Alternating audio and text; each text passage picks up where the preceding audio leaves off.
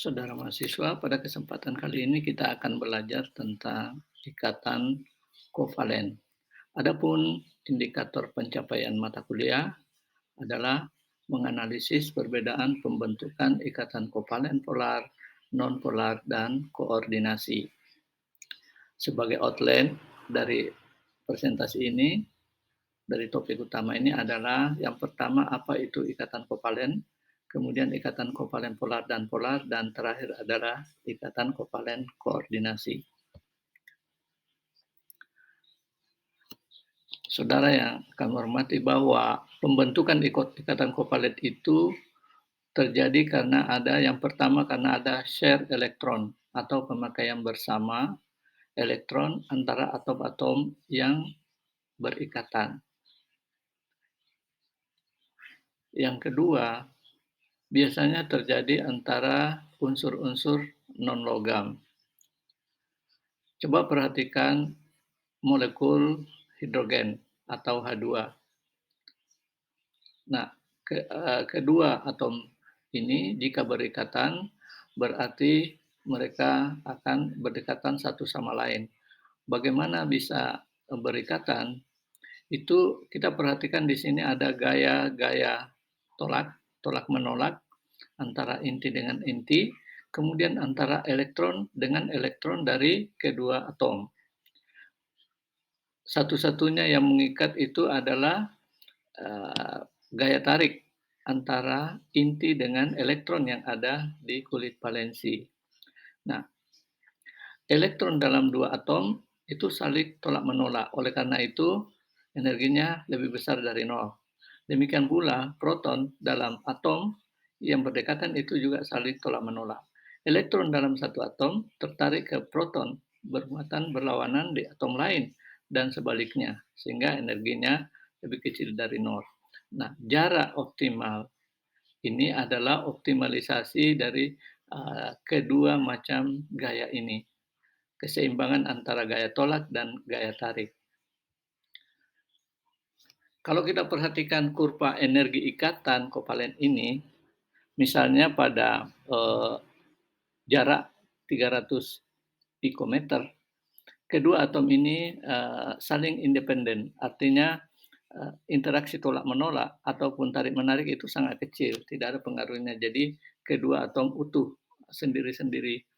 Namun apabila kedua atom ini berdekatan, katakanlah jarak 150 pikometer, dominasi gaya tarik elektron dengan inti itu lebih dominan, sehingga di sini ada gaya tarik elektron dengan inti dan energi akan menurun.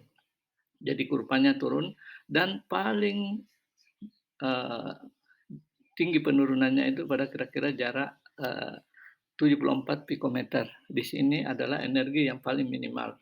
Namun jika diusahakan kedua atom ini jauh lebih dekat lagi, maka akan didominasi oleh gaya tolak menolak karena inti tidak akan mungkin saling berdekatan karena keduanya bermuatan positif.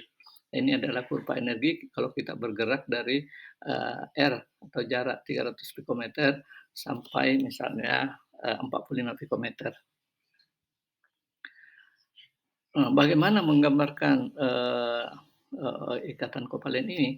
Untuk menggambarkannya itu kita harus menggunakan simbol Lewis untuk menggambarkan ikatan kovalen. Misalnya di sini HCl, maka kita akan gambarkan satu elektron dari H itu share dengan satu elektron dari klor untuk membentuk ikatan sehingga terjadi ikatan kovalen. Demikian juga dengan H2O, ada dua ikatan kovalen antara H dan O, dan pasangan elektron yang tidak berikatan di